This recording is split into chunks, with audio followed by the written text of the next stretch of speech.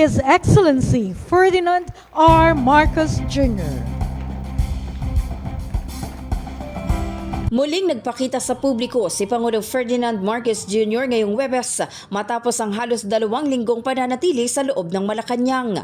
Pinangunahan ng Pangulo ang paglulunsad ng Test the Skills Passport mobile app sa San Juan City.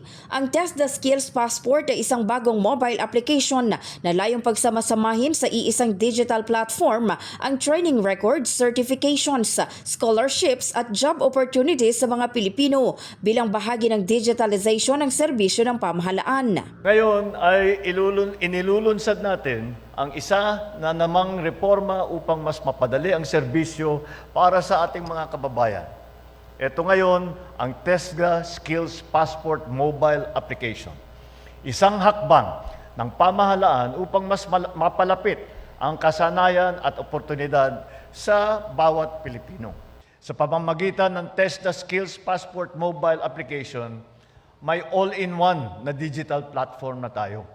Sa pamamagitan ng app, maaaring maipakita ng mga test the graduate ang kanilang national certificates at training records gamit ang digital skills portfolio na may QR code na pwedeng i-share sa mga employer. Meron din itong job hub para sa employment matching, access sa TESDA online program para sa free courses, real-time information sa scholarship programs at locator ng TESDA accredited training at assessment centers sa buong bansa. Likas namang masipag at mabilidad ang manggagawang Pilipino.